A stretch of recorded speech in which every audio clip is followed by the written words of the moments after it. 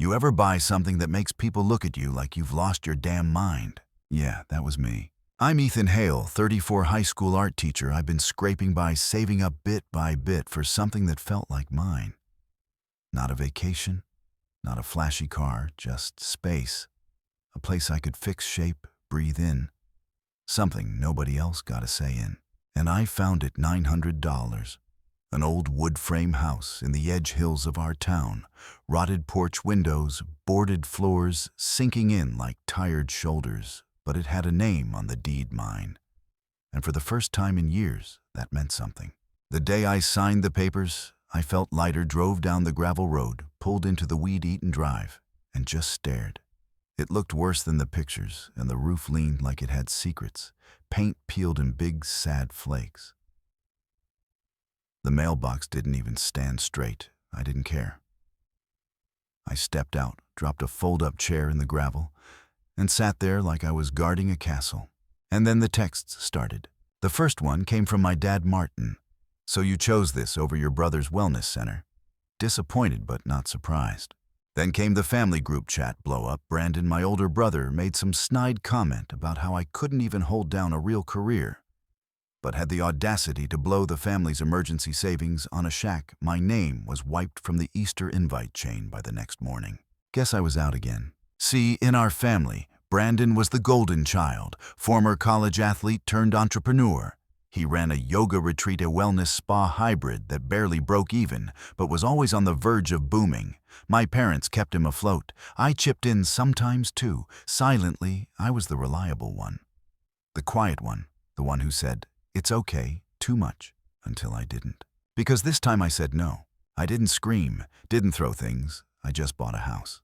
My dad's reaction stung more than I wanted to admit. He didn't yell, he never does. He just looked at me like I had wasted something precious. "You're choosing poverty," he said. And my mom, and she poured herself a glass of wine, looked over the rim and said, "Don't expect us to fix this when it caves in." That was the last time I was in their house. I spent the first night in the new place alone, curled up on a sleeping bag with a flashlight and a half-dead phone battery. The walls creaked in a way that didn't sound threatening, just tired, like they were glad someone was finally listening. I hung a single curtain in the kitchen. It didn't fit the rod, fell twice. I left it crumpled on the floor and laughed for the first time in days. Then I remembered something. My 16th birthday. Brandon got a used Jeep with a giant red bow on the hood. I got a cake with my name spelled wrong. Ethan, one candle wouldn't stay lit, Dad said. "We'll talk about driving school next year, buddy." And Mom kissed Brandon on the cheek and told him how proud she was of his dedication. I won a regional art contest that year, drew a mural that still hangs in the school gym. No one came to the award ceremony. They were all busy at Brandon's fundraiser gala for a juice cleanse launch that failed a month later. At some point, I stopped asking them to show up, and they stopped pretending they might. I sat on the porch the next morning, sipping instant coffee from a chipped mug, watching the sun try to rise through clouds. That's when Aunt Meredith called. "Ethan, baby," she said. Her voice always had a worn kind of warmth, like a favorite sweater. "Saw you got cut from the family chat again." I laughed. "Guess I'm officially free. You always were. They just never let you realize it." She paused. "You were never the problem. You just weren't Brandon." I didn't know what to say, so I didn't say anything. "You've got a good heart, Ethan. Don't let them bankrupt it." Click. I sat there for a long time, holding the mug like it might give me answers. I didn't regret buying the house. I regretted how much I had let them shape me into someone afraid of claiming it. But not anymore. This wasn't just a junk house. This was mine. My silence stopped here. My life started over with peeling walls, a leaky roof, and no one to answer to but me. Not in my head, not in my inbox, and definitely not in the town gossip channels that ran faster than wildfire through dry grass. By the third day in the house, I was already getting tagged on social media in vague dramatic posts from Brandon's business page. Some people choose bitterness over unity. Let them go. It's sad when family turns their back during a time of need. We rise anyway. He didn't tag me directly. That wasn't his style. Brandon liked passive-aggressive performance. He knew the game too well. He knew how to phrase his fake pain in a way that made strangers sympathize and send donations. Speaking of which, I started seeing the Chugger Rebuild Retreat hashtag floating around linked to a new GoFundMe page he'd launched. It had a target of $25,000 underneath the banner, a smiling photo of him and our parents captioned, "Our family has been through so much. Help us heal." I scrolled until I found it my name, buried in a paragraph like a landmine. Our youngest, Ethan, chose a different path. We wish him peace on his journey. We're focused on restoration and collective wellness. That was his way of saying he's not helping us anymore. Without sounding like a jerk, my inbox started flooding with people from town. Old classmates, even a few of my students' parents, asking what happened. One message from a former friend said, "Hey man, sorry to hear about the falling out. Hope you're okay. Your brother's doing a lot of good work out there, just saying. People always feel the need to say something even when they don't know a damn thing." The following week, I found myself scrubbing black mold off the kitchen wall, elbow deep in bleach and regret. The only light came from the cracked window above the sink, where sunlight bled through in streaks. That's when the knock came. 3 slow taps, polite, calculated. I wiped my hands on my jeans, walked to the door and opened it. Brandon. Perfect posture, perfect tan, perfect blazer that looked too clean for this neighborhood. He was alone, which was rare for him. No entourage, no documentary crew filming his healing journey, just him and that manipulative smirk. "Ethan," he said with a tone of forced warmth, "can we talk?" I didn't answer, just stepped aside. He walked in like he owned the place. Scanned the bare walls. "Wow," he muttered. "It's really rustic." I bit my tongue. He turned, arms crossed, leaning against the old table like it didn't wobble under weight. "Look, I know things got a little tense, but we're family. I don't want bad blood." "Then why did you throw me under the bus publicly?" I asked. He tilted his head. "You're making it sound worse than it was. I never said anything bad about you. You used my name to guilt people into donating to your retreat." "Our retreat," he corrected. "It's a family vision. Except you forgot to mention I wasn't invited to be part of it." He shrugged. "You made your choice. I respect that. But listen, that money isn't just for me. Mom and Dad are stressed. Dad might lose the garden center gig. Mom's been anxious." I cut him off. "You mean the job they've kept for decades? The one I've covered during every crisis? The mortgage I helped pay off after your last business failed?" Brandon went quiet. "I needed something for myself this time." I said just once. "I get it," he said quickly. "But look, the thing is..." He hesitated. "The place I'm staying in Sedona, it fell through temporarily. Just for a couple weeks I was thinking..." I raised my eyebrows. He smiled thinly, "Just until things stabilize. You want to crash here?" No, just, be nearby, maybe help you out. It'd be good for both of us." I stared at him. "You think I'm stupid?" "Ethan, you need a place to stay. That's all this is." He didn't deny it. "I can't help you," I said. "Not this time." Brandon straightened up. "You always said we should stick together." "Yeah, I did, but that only worked one way." He looked away, jaw tightening.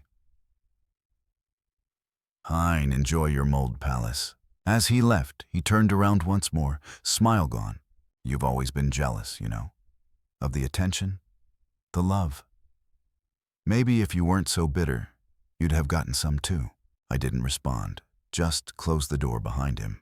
Later that night, I found the old family photo frame I'd shoved in a drawer, me and Brandon sitting on the back porch as kids. He was holding a toy sword. I had a sketch pad in my lap. I flipped the photo over and wrote on the back, "You chose the spotlight.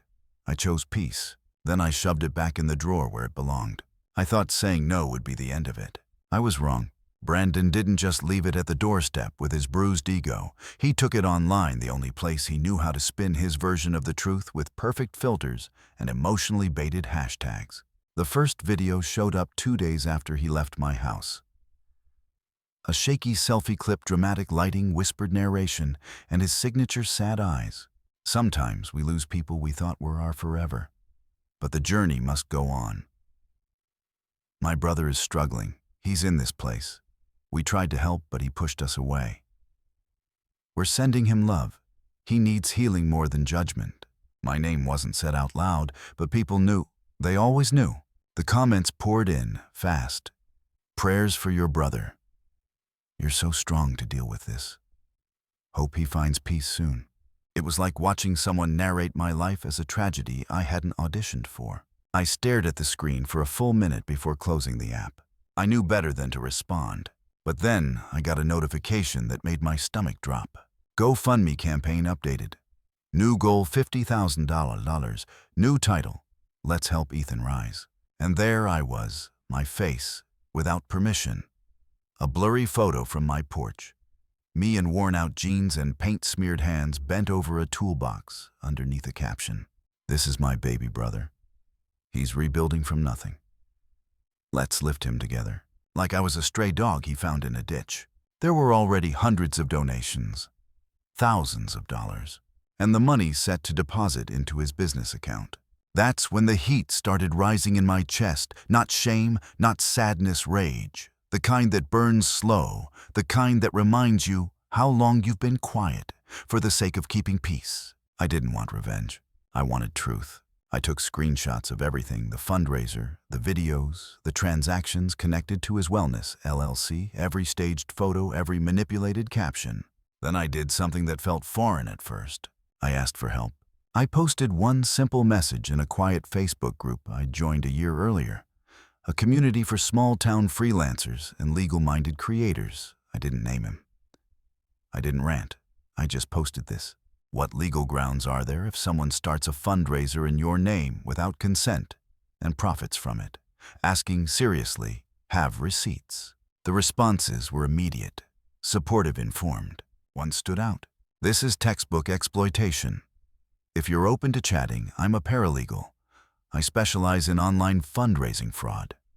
No charge, just sick of seeing people get steamrolled. Her name was Rachel. She sent me a Zoom link that night. We talked for an hour. She didn't interrupt. Didn't offer fake sympathy, just facts. Actionable steps, calm, confident, powerful. And by the end of the call, I had a plan. The next morning, I drafted a formal cease and desist letter. Rachel cleaned up the language. I signed it. Printed it, mailed one copy to Brandon's listed business address. Then I sent the second copy to his sponsor, the one funding his Healing Men's Wellness Tour. Turns out his spiritual retreat branding had corporate ties, nutrition supplements, meditation apps, even an energy drink company, all with reputations they were desperate to protect. I wasn't malicious. I was exact. 3 days later, Brandon showed up at my front porch again. No blazer this time. No camera crew, just him in joggers and a wrinkled hoodie. Sunglasses too big for the overcast weather. He knocked once, twice. I didn't answer. I watched him through the sheer curtain as he paced the porch, muttering under his breath. Finally, he spoke loud enough to hear. "Ethan, I need to talk, please." Still I said nothing. Then he raised his voice. Not angry, just panicked. "They're pulling sponsorships. You sent a legal letter. Seriously, we're family." Now I opened the door just enough for my voice to slip through, a calm, measured. "You made me content," I said. "You turned my life into a storyline, without my permission." He took off the glasses. "I didn't mean it like that." "But you did," I cut in. "You saw an opportunity and you monetized it." Brandon's voice wavered. "I thought it would help." "No," I said. "You thought it would help you." There was no dramatic confrontation. No screaming, just a heavy moment of silence, where the truth sat between us, bare and unforgiving. He turned without another word and left. I watched him go until he disappeared around the curve of the road. The backlash online came slowly, like a tide changing direction. The sponsors issued quiet statements distancing themselves from unauthorized campaigns. The fundraiser was suspended. Donations frozen. A few people messaged me directly. Apologies, questions, shock. I didn't respond. I wasn't here to perform. I wasn't here to explain myself anymore. For the first time, I wasn't angry. I was done. Later that week, I finished patching the living room wall. The final layer of paint went on smooth, fresh, clean, bright. I hung up a small frame with no photo, just a handwritten note inside. "I exist without your permission." I stepped back, took a breath, and felt something shift inside me. Not closure. Freedom. You'd think that'd be the end of it. But Brandon never knew how to lose quietly. When his retreat sponsor dropped him, He didn't disappear. He doubled down. I caught a live stream 3 days later, not because I was watching, but because people started tagging me in clips. There he was, sitting cross-legged on a throw pillow, filtered candlelight, casting dramatic shadows across his face. Soft piano music looped underneath as he looked straight into the camera and said, "Some people are so full of pain. They lash out at the very people who love them." I closed the video before he even said my name, but it didn't matter. Everyone watching already knew who he meant. That was his art implication. He never had to call me Ethan for the internet to fill in the blanks. My silence had been twisted into cruelty, my boundaries labeled betrayal.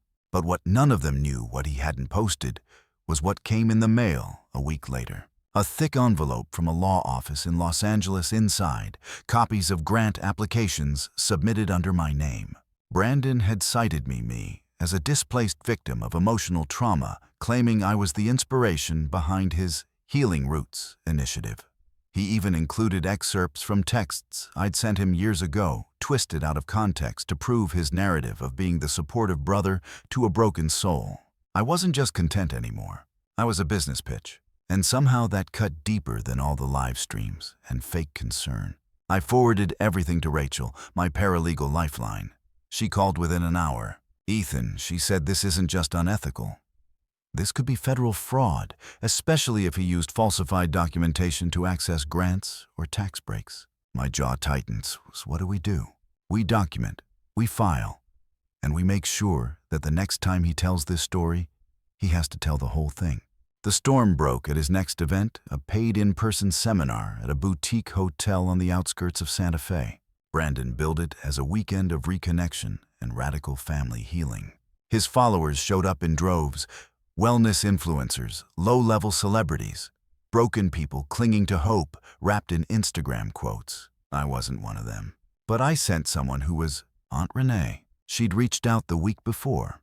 We hadn't talked in over a year, not since she quietly left the family group chat without a word. "I see you now," she said on the phone, her voice shaking. "I didn't before, and I'm sorry. If you want me to help, I will." She attended the event posing as a curious aunt, trying to reconnect with her estranged nephew Brandon, welcomed her like a VIP, let her sit front row. She recorded everything. And during the second afternoon panel, when Brandon brought up the struggles of his dear younger brother, she raised her hand and asked one question. "Did Ethan give you permission to speak on his life?" The pause was long enough to hear the AC humming through the ballroom. Brandon's mouth opened. Closed, smiled families complicated. "We've all been through." She interrupted. "That's not an answer." He stumbled. She stood. Then she played a snippet of his GoFundMe voiceover. She said nothing else. Security escorted her out 15 minutes later. But the footage hit Reddit within the hour. What happened next wasn't dramatic. It wasn't viral revenge or a trending hashtag. It was quiet erosion. Sponsors started backing away one by one. His online following thinned, not overnight, but steadily. Wellness brands distanced themselves. His retreats sold out. Signs disappeared. And one morning, scrolling without thinking, I saw it. Brandon Vale's Wellness Center, permanently closed. The comments were off. The apology never came. A few weeks later, a letter showed up at my door. No return address, just my name in familiar looping handwriting. Inside was a single sheet of paper. Not typed, handwritten.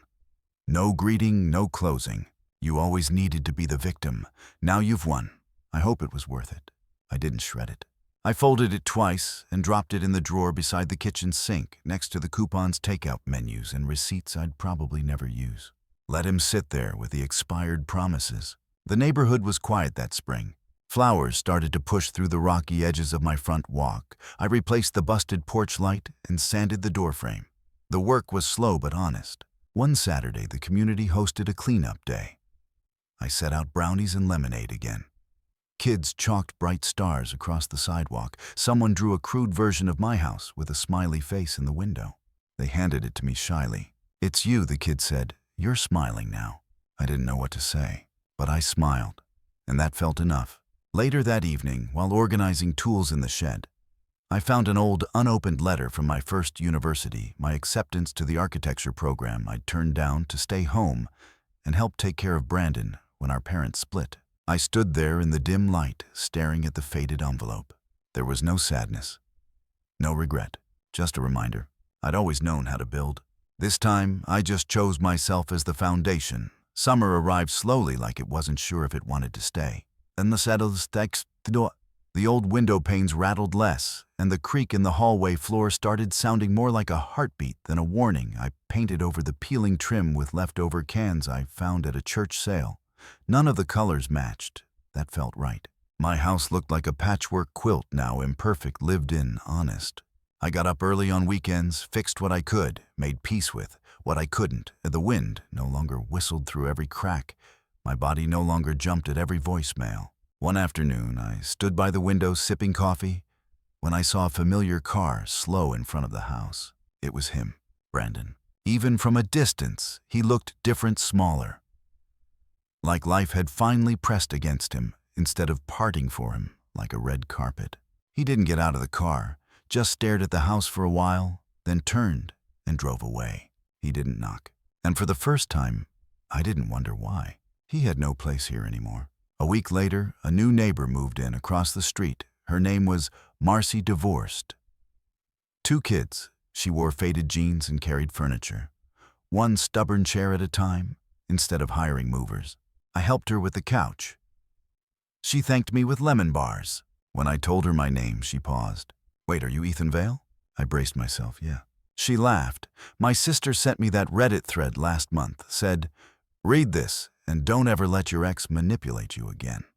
I chuckled, a little embarrassed. I didn't expect that to make the rounds. "People relate," she said, shrugging. "More than you think." Later that evening, her daughter drew me another chalk message on the sidewalk. "You are more than enough." I didn't erase it. I stepped over it for weeks. By fall, the junk house didn't feel like a junk house anymore. It was still rough around the edges, sure. But it held stories now. Memories I chose. The kitchen smelled like fresh herbs and dish soap. My bed didn't sag in the middle anymore. I bought a second-hand armchair and reupholstered it myself. It was hideous. I loved it. Then, one bright October afternoon, a letter arrived from a nonprofit arts program I'd applied to on a whim months ago. They were offering me a residency fully funded to design a public installation inspired by resilience community and reclaimed spaces. I laughed out loud alone in my mismatched kitchen as the sunlight painted gold across the floor. Finally, I whispered, "Something that's mine." The night before I left for the residency, I sat on the porch under a sky littered with stars. I held a mug of tea, the same chipped one I'd kept since college, and thought about everything I'd lost and everything I'd never needed to begin with. The silence wasn't heavy anymore. It felt like home. My phone buzzed once, a new text. From Brandon. Saw the residency post. "Congrats, no hard feelings." I stared at the screen. Years ago, I might have replied, explained, softened the edges of his guilt with humor or reassurance. Now, I didn't know him closure, so I typed 2 words, no reply, then turned off my phone. Aunt Renee drove me to the airport. As we pulled away from the house, I glanced back once just to see the porch, the crooked flower box, the bright chalk sun still barely visible on the front steps. "You okay?" she asked. "Yeah," I said, "I really am." She smiled. Took a long time. I nodded, but I built it. The installation was finished in early spring. They gave me an open courtyard in a public square. I chose stone metal and scraps of salvaged wood. At the center, I built a doorway. No frame, no walls. Just a standing door, worn and beautiful with nothing but sky beyond it. On a plaque nearby, I carved a single sentence. They wanted a key, but I built a door. The first day it opened to the public, a girl stood beneath it, eyes wide. "Is it a magic door?" she asked. I knelt beside her. "No," I said. "But if you walk through it, it might remind you that your life is yours. Even if someone once told you it wasn't." She walked through and smiled. That night, I stood beneath the stars again, this time, hundreds of miles away from the place I'd once thought was the end of me. My house, my story, my voice. It all stretched forward now. Not perfect, not polished, but whole. I didn't knock on doors anymore. I opened them. For myself, for others, and always, always for peace. Story 2. I'm Jordan, 29. And for most of my life, I believed my family was just a bit quirky, Occasional passive-aggressive remarks, a clear preference for my younger sister Lily, and a father who seemed perpetually oblivious. Annoying, yes, but manageable. That belief shattered at Lily's wedding. Lily, 26, has always been the golden child. At 16, she threw a tantrum because I received a used car, and she demanded a new one. She got it, while I was expected to be the responsible older sibling. Lily was celebrated for the bare minimum. When Lily announced her engagement, I anticipated not being in the spotlight. It was her day after all, just wanted to support her and enjoy the celebration. But the reality was far more hurtful. First, I wasn't included in the bridal party that stung, but I brushed it off. Then I discovered that her childhood friend, a co-worker, and even her fiancé's cousin's girlfriend were bridesmaids. That hurt more. On the wedding day, I arrived at the venue and searched for my name on the seating chart. It wasn't there. Confused, I approached a wedding planner who, after a brief check, directed me to a small table in the hallway near the coat rack. I was stunned. Surely this was a mistake? I approached Lily holding my place card and asked why I was seated outside the main hall. She giggled and said, "Oh, we had to prioritize close family at the main tables." I reminded her that I was close family. Our mother chimed in. "Now, Jordan, don't make a scene. It's Lily's special day." Then Lily said, "Well, you kind of aren't really immediate family anymore." I was speechless. Before I could respond, her new mother-in-law approached, smirking, and said, "Only the most important people get the best spots." It became clear this wasn't a mistake. It was intentional. I took a deep breath, looked at Lily and said, "Then I'm leaving." I picked up my gift from the table and walked out. The aftermath was chaotic. My phone was flooded with messages from family members, some angry, some pleading. But I felt a sense of peace. For the first time, I stood up for myself. In the days that followed, I reflected on the years of favoritism and neglect. I realized I deserved better. I began setting boundaries, limiting contact with those who didn't respect me. It's been a journey of healing and self-discovery. I don't regret walking out of that wedding. It was the first step toward reclaiming my self-worth. The next morning, I woke up to a dozen missed calls and even more messages. My phone buzzed like a hive. Mom, Lily, even a couple of cousins I hadn't heard from in months. I didn't answer right away. I made coffee first, sat on the back steps of my apartment, and let the morning sun warm my face. The messages were what you'd expect: guilt trips, emotional manipulation, and a lot of outrage. Mom's first voicemail was tight-lipped fury. "Jordan, you ruined your sister's wedding. I can't believe you'd be so selfish. Call me back now." Followed by another a bit softer. "Please just talk to me. Lily's in tears. We need to fix this." Then another. What kind of person takes back a wedding gift? I ignored them all. I didn't feel like a villain. I felt like someone who had finally stepped out of a shadow. Lily's texts were something else entirely: long, rambling, accusatory. "You embarrassed me in front of my friends, Jordan. I can't even look at my wedding photos now. You're so dramatic." It was one seat. "Get over it. You always make everything about you." And my favorite, "You owe me an apology." That one made me laugh, loud and long, because for once, she didn't get her way, and she couldn't make sense of it. But what I didn't expect came later that evening. A text from my dad. Just 5 words. "Call me when you can." I hesitated, thumb hovering over the screen. Dad never got involved. He wasn't cruel, just absent, quiet, a man who let things happen. Then shrugged about it later, but the fact that he reached out at all, that said something. I called. He picked up fast. "Hey, Jordan." "Hey, Dad." Silence. Then he sighed. I saw what happened. I said nothing. "I didn't know they stuck you out there." He added, "I would have said something if I'd known." "You didn't think it was odd I wasn't at your table?" I asked, trying to keep my voice level. I figured maybe you were with friends." He paused. "But then I saw you leave. And everything after that, more silence." "She shouldn't have done that to you," he said quietly. "Neither should your mother."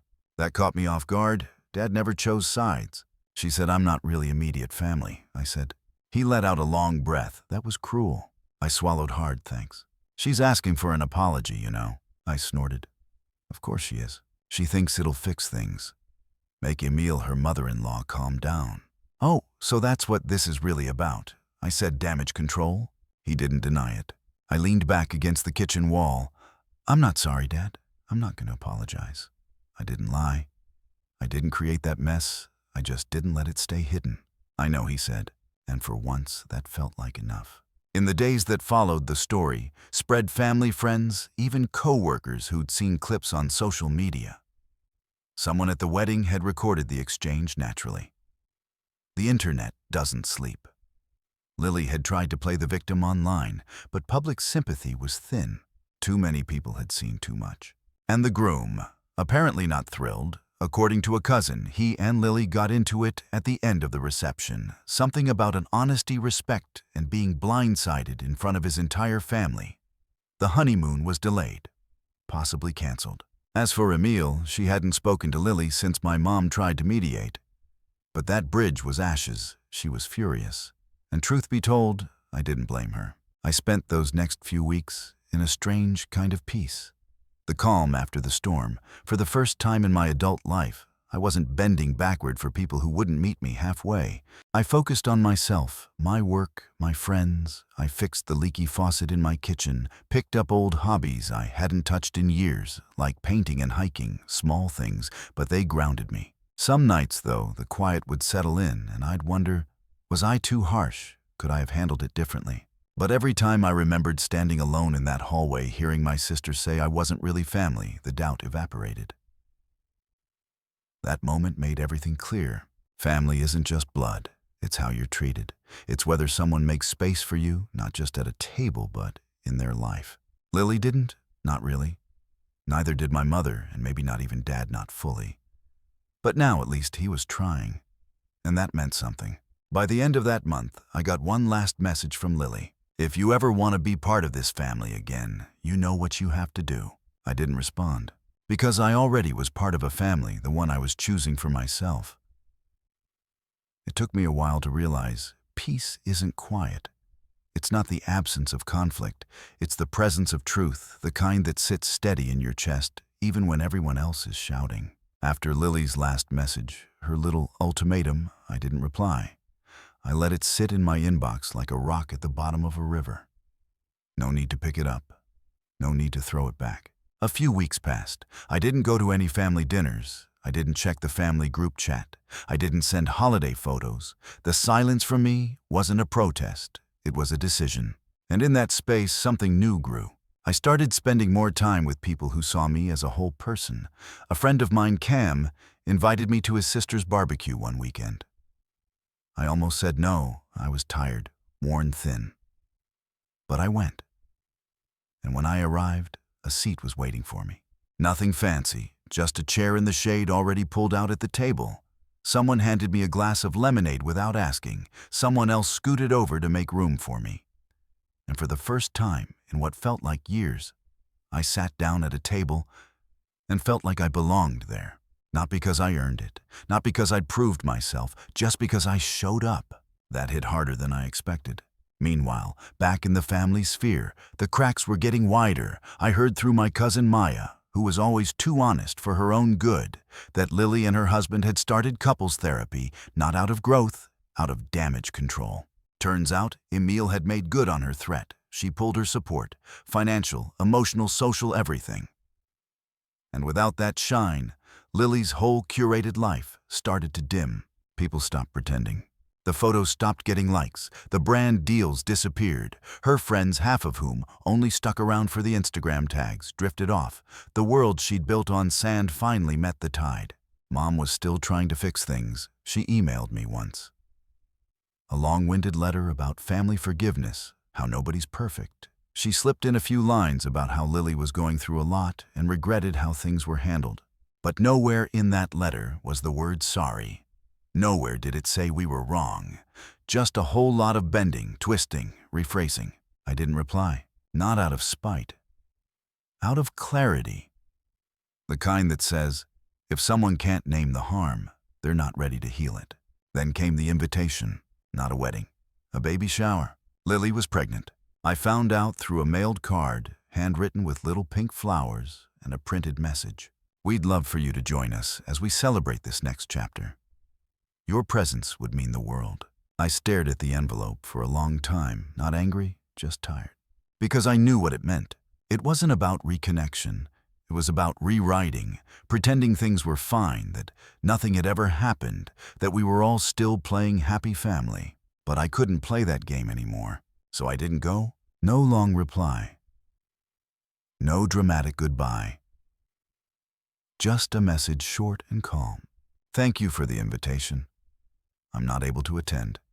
Wishing you peace. That was it, and I meant it. Because sometimes peace isn't in going, it's in knowing you don't have to. A week later, Cam and I hiked up to a trail near the river. There was this overlook. He liked nothing dramatic, just a quiet ridge with a view of the trees bending low like they were listening. We brought sandwiches and coffee in thermoses. Midway through, he looked over and said, "You seem lighter." I shrugged. Maybe I just stopped carrying what didn't belong to me. He nodded like he understood. And maybe he did. I think back sometimes to the hallway outside that wedding, to the coats, the smell of old fabric, the way my name wasn't on a single card. I remember how small I felt, how invisible. And then I remember standing up. I remember walking out with my gift. Not just the physical one, but the gift of myself, my presence, my truth, my voice. I remember taking it back. Some doors are worth closing, some tables are better left behind. And sometimes when you stop begging for a seat, you remember you were always the table. I've always dreaded those phone calls that start with a long pause. They never bring good news. 3 days before Christmas, my mom's hesitation on the other end of the line told me everything I needed to know before she even said it. "Erica, honey, I think it would be better if you didn't come home for Christmas this year." I nearly dropped my coffee mug. "Mom, what are you talking about? Serato.com, +1, Facebook, +1. It's just, well, Richard's parents are coming and they don't want to see you. They've made it quite clear." I sank down onto my couch, trying to process what I was hearing. Richard was my stepdad. He'd been married to my mom since I was 10, and his parents had never liked me. But this was different. This was my mom choosing them over me. "We've always spent Christmas together," I said, trying to keep my voice steady. "Every single year since Dad died, it's our tradition." "I know, honey, but what, you're seriously picking other people over your own daughter for Christmas?" The silence that followed was worse than any excuse she could have given. When she finally spoke, her voice was tight. "Erica, they've threatened to cut Richard out of their will if they find out we're still in contact with you. They told us they won't leave him an inheritance and will stop talking to us altogether. So this is about money." I was nearly shouting. "No, it's not just that," she said quickly. "I've told them that we haven't been in touch with you for years. I need you to go along with this. It's just this once." I laughed, but there was no humor in it. "You want me to pretend I don't exist in your life? That's your solution. Richard's parents are difficult people, Erica. They're spiteful and stubborn. But we need to make sure they believe no one in the family talks to you anymore. You need to understand." I hung up. I couldn't listen anymore. To understand why Richard's parents hated me so much, you'd have to go back more than 20 years. My real dad died in a car accident when I was 4. For 6 years, it was just Mom and me against the world. Then she met Richard, a widower, with a 9-year-old daughter named Hannah. When they got married, Richard and Hannah moved into our house. Things were okay at first. Hannah and I got along well enough. We argued sometimes like sisters do, throwing pillows at each other and fighting over who got the remote. Normal kid stuff. Richard's parents, though, they hated me from day one. They called me rude and ill-mannered. It's obvious she grew up without a father. They'd say right in front of me like I wasn't even there. When they visited, they'd bring presents for Hannah and nothing for me. They'd talk around me, through me, but never to me. The worst of it happened when I was 14. Mom and Richard went on vacation, leaving Hannah and me with Richard's parents. Usually we'd stay with my Aunt Sarah, Mom's sister, but she was busy that time. Richard's parents weren't happy about having us, especially me, but they reluctantly agreed. After a week cooped up together, Hannah and I got into a fight over the laptop. We were both bored out of our minds, and tensions were high. During the argument, I pushed her not hard, just a shove, but she lost her balance, fell awkwardly, and broke her arm. The scream that came out of Hannah was blood-curdling. Her grandparents came running. Her grandfather whisked her off to the hospital while her grandmother called Richard hysterical. "You need to come home right now," she shrieked into the phone. "Erica beat Hannah badly and broke her arm. She needs to be in a psychiatric clinic. She's completely out of control." After that call, everything changed. They locked me in a bedroom, took my phone, and only opened the door to slide in meals. They called me a rabid animal and threatened me with juvenile detention. Mom and Richard cut their vacation short and came home 3 days later. Richard was furious, said he couldn't trust himself to be around me. They sent me to stay with Aunt Sarah for 2 months. When I finally came home, Richard barely spoke to me. Hannah and I made up quickly. Ironically, the incident brought us closer. My parents forced me into therapy for anger issues I never had. The atmosphere at home was suffocating after that. When I turned 18 and left for college in another city, it felt like escaping prison. During college, I only kept in touch with Mom and Hannah. I studied administration and management, working my ass off to make something of myself. In my junior year, my friend Olivia and I got internships at her dad's restaurant chain. I put together a development plan that shocked everyone when it actually worked. Profits jumped within months. After graduation, Olivia's dad offered me a job. He was handing the restaurant management company over to Olivia, and she wanted me as her executive director. I'd be responsible for business development and modernization, essentially her right-hand woman. Olivia and I transformed that restaurant chain. We set up food delivery services, developed a mobile app, and created workspaces where customers could use laptops while ordering food. We started cooking classes, installed live feed cameras in the kitchens to show off how clean and efficient they were, and designed special zones for selfies in each restaurant. Young people started flooding in. We kept the old customers and attracted tons of new ones. Business boomed, and suddenly I had a salary I'd never dreamed of. For the first time in my life, I had savings. That's when Mom called about Richard's job problems. "He's been let go," she explained. "We're struggling to make the mortgage payments." Then Richard got on the phone. "Erica, I'm sorry for everything. You're our only hope right now." So I agreed to help. Every month, I sent money for their mortgage payment. Eventually, Richard found part-time work, but I kept paying anyway. It wasn't a hardship for me, and they'd gotten used to the help. I thought I was buying a better relationship with them. I was wrong. After that awful call with Mom, I sat on my couch for what felt like hours, just staring at my phone. My thoughts were a mess. I needed to talk to someone who'd understand. I dialed Hannah's number. "Hey, sis, what's up?" Hannah's cheerful voice was such a contrast to how I was feeling. "Mom just called," I said, my voice shaking a little. "She told me not to come home for Christmas because your grandparents will be there. Your grandparents threatened to cut Richard out of their will if they found out they still talk to me. Apparently she's been telling them for years that they don't have any contact with me." Hannah rarely cursed. What the hell is wrong with them? "She wants me to play along," I continued. "Pretend I'm not part of the family anymore, so your grandparents will leave them money someday." "Well, the hell with it," Hannah said firmly. "If you're not welcome there, then I'm not coming either. If they're choosing money over you, then they can do Christmas without both of us."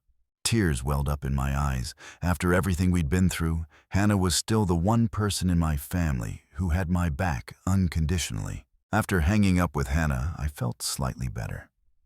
I called a few friends who I knew didn't have family plans for Christmas. By the end of the night, I had organized an impromptu orphan Christmas at my apartment with Hannah and 5 friends. The day before Christmas, Hannah arrived with a small suitcase and a bag full of decorations. "I raided the dollar store," she said, dumping glittery ornaments and tinsel on my coffee table. "Your place needs some Christmas spirit." We spent the evening decorating my apartment, drinking wine, and catching up. Neither of us mentioned Mom or Richard or the inheritance situation. For a few hours, It was just like old times. Christmas Day was nothing like the formal, tense affairs we'd grown up with at home. My friends arrived around noon, each bringing food, drinks, or games. We ate too much, laughed too loud, and drank probably more than we should have. It wasn't traditional, but it was real. By the end of the night, even Hannah admitted it was the best Christmas she'd had in years. But of course, reality has a way of intruding. While scrolling through Instagram before bed, I saw a post from "I couldn't sleep that night." That Instagram post kept spinning in my mind. Mom smiling with Richard's parents, everyone wearing matching red and green sweaters, captioned, "So blessed to spend this special day with family." Like I was never part of it. Like I didn't exist. I kept thinking about the money I'd sent them month after month, the sacrifices I made to help them stay afloat. Rent wasn't cheap, and I'd skipped a few trips I wanted to take. Ignored a couple of luxuries, thinking it meant something, that maybe I was rebuilding something with them. But it was a lie. A quiet, polite betrayal wrapped in holiday ribbon. By morning, I was done. I opened my banking app, found the automatic transfer to their mortgage account, and canceled it. No message, no explanation. Just done. Maybe it was petty. Maybe it was overdue. Either way, I didn't feel guilty. I felt clear. 2 weeks passed. Work picked up with the post-holiday rush, and I buried myself in it. Olivia and I were scouting locations for our next restaurant, one downtown, one near the university. My calendar filled up fast. I was busy, and for once, I was grateful for it. Then came the call. "Erica, there's a problem with the mortgage payment," Mom said, skipping any kind of greeting. I didn't forget, I replied calmly. I canceled it. A silence stretched on the line. "What do you mean you canceled it?" "We're counting on that money. The payment is due today." "You should have thought about that," I said, "before you chose Richard's parents over me." Her tone switched instantly from panic to guilt to fury. "This is about Christmas." "It's about respect. You made it clear where I stand in your life." "Don't be childish. We explained why it was just one holiday." "No, you explained that money is more important than your own daughter. Got it." She didn't like that. The next thing out of her mouth was an accusation. "You turned Hannah against us, didn't you?" "What, no? She refused to come." "Do you know what I had to tell Richard's parents? That she was seriously ill?" "I had to lie because of you." My jaw clenched. "You've gone off the rails, Mom. Normal people don't invent illnesses for their children, and they definitely don't disown them over a future inheritance." "You have no idea what you're talking about," she spat, "after everything we've done for you." "Really? What have you done for me lately?" "Mom." Besides erasing me from the family photo, she hung up on me. The following months were quiet, peaceful even.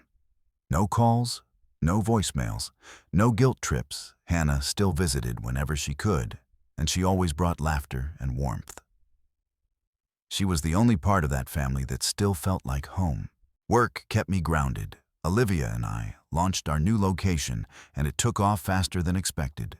We hosted soft openings, tasting events, even got a write-up in a food blog. People loved the concept, community-driven, sleek, welcoming. But no matter how well things were going on the surface, the hollow spot inside me never really filled. That part that still remembered every birthday party where I was ignored, every family dinner where I was talked over. I wasn't angry anymore, just done. Then in late April, my phone rang. It was Hannah. "Hey, I'm coming to visit tomorrow." "That okay?" Of course, I said, "Everything okay?" "Yes," she replied, but something in her voice made me wonder. The next day, right after noon, my doorbell rang. I expected Hannah's bright smile and maybe a joke about traffic. What I didn't expect was for her to be flanked by Mom and Richard. "What the hell?" I said, backing up from the door. "Please just hear them out," Hannah said quickly. Her eyes were soft but firm. They walked in like strangers, awkward and unsure. Mom clutched her purse to her chest. Richard looked like he wanted to be anywhere else. They sat on the couch like it wasn't the same one I had cried on 3 months ago. Hannah stood. "They have something they want to say." Mom took a breath. "Erica, what I did at Christmas, it was wrong. We came to apologize. I stared at her, waiting for the rest. Richard cleared his throat. We miss you. The house feels empty without you. I didn't hold back. The same house where I wasn't welcome at Christmas. The house where you pretend I don't exist when your parents are around. Mom's eyes filled with tears. You're right. You're right to be angry. I put money before my daughter, and I've been sick about it ever since. Richard nodded. I found a new job. We're managing the mortgage on our own now. That's not why we're here. Then why? I asked. Because we messed up, Mom whispered. And we don't want to lose you. I crossed my arms. What changed? I did. Hannah said I called Grandma and Grandpa, told them I knew everything. Told them I supported you. Told them if they couldn't accept you, they'd lose me too. Mom looked at her. 3 days later, they called back. Said they'd calm down and try to be accepting. Not ready to lose Hannah. I sat back, arms still crossed. I don't know if I can trust you. What happens next time they threaten to cut you off? There won't be a next time, Mom said. We've drawn the line. Richard added, You're our daughter, period. I looked at them. At Richard, who'd never been much of a father, but looked like he wanted to try. At Mom, who looked wrecked but sincere. At Hannah, who had always been my rock. I'm not saying everything's fine now, I told them. It'll take time, but I'm willing to try. Mom sobbed. Richard exhaled like he'd been holding his breath for weeks. We've been looking into family therapy, Richard said. All 4 of us.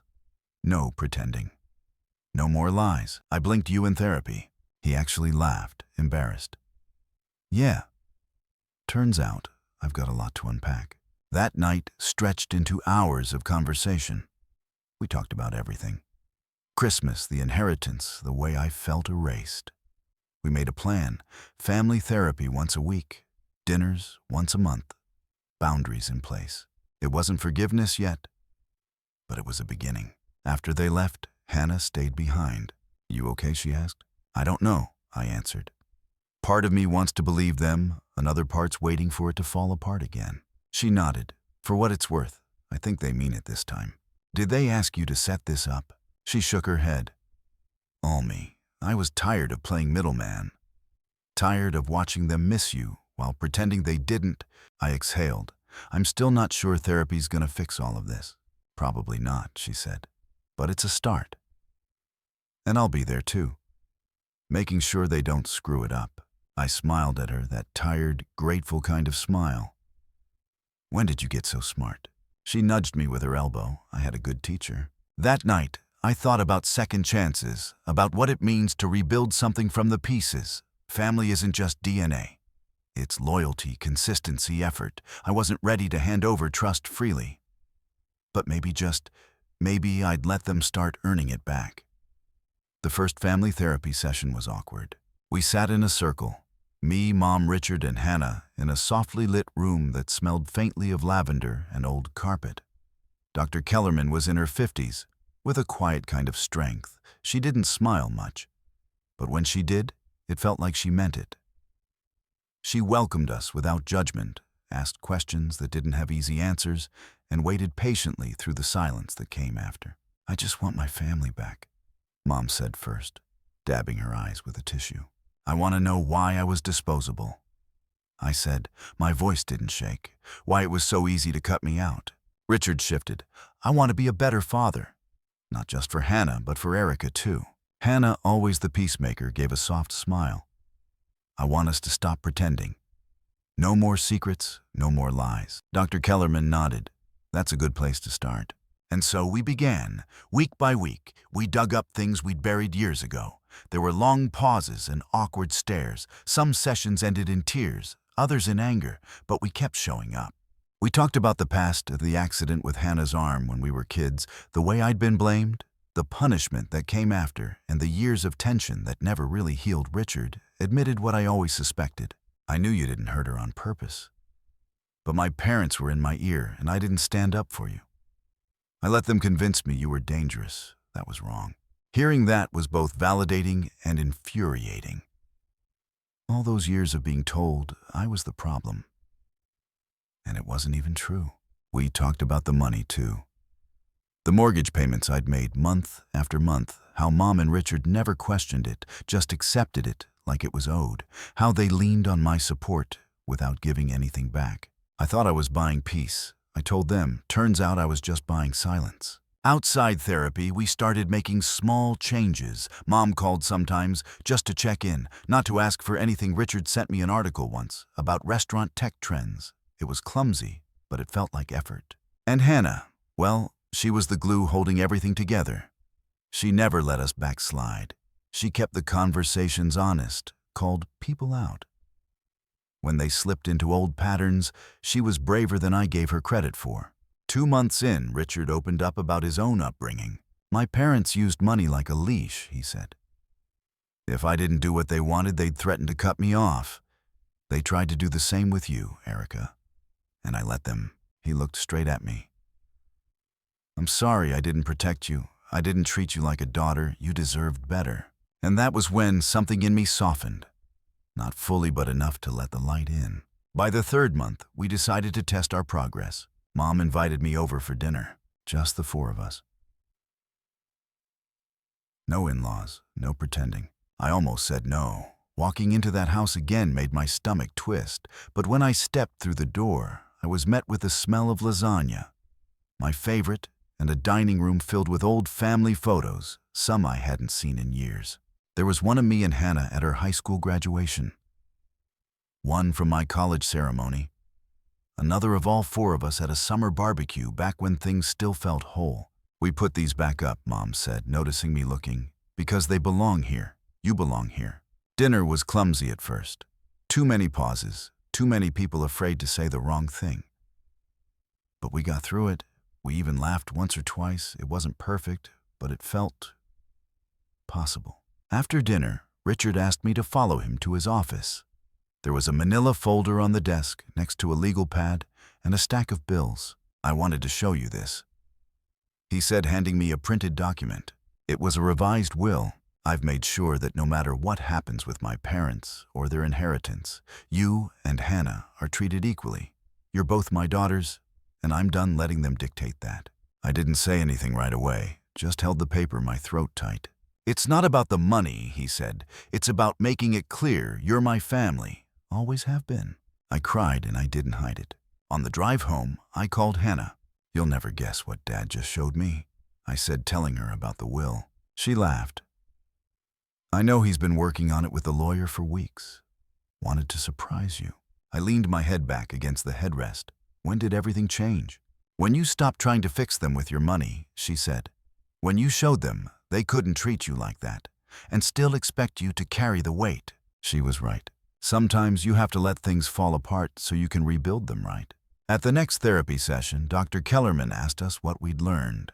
I've learned I don't need to earn love by overgiving. I said, I'm not a wallet or a bandage. I'm a person, a daughter, and I deserve to be treated like one. I've learned I married someone strong, Richard said, looking at Mom, and helped raise someone even stronger. And that standing up to my parents was long overdue. I've learned that family is a choice, Mom added. One you have to keep making every single day. I've learned that my sister's a badass, Hannah said, grinning. And I'm lucky she didn't give up on us. We laughed for real this time. 6 months after that Christmas, the one that nearly tore everything apart, we sat around a table at a new restaurant my company had just opened. My name was on the paperwork. My vision was in the decor. And around that table, my family sat, eating, talking, not perfect, but trying. Richard's parents were still a sore subject. They hadn't disowned him, but they kept their distance. That was fine by me. Sometimes, old wounds reopen. There are days when Mom says something that stings, or when Richard goes quiet in a way that reminds me of the years he barely looked at me. But we talk about it now. We don't let it fester. We're not the same family we were before. We're better because we chose to be, and maybe that's what real family is, not the people who always get it right, but the ones willing to try again after getting it terribly wrong.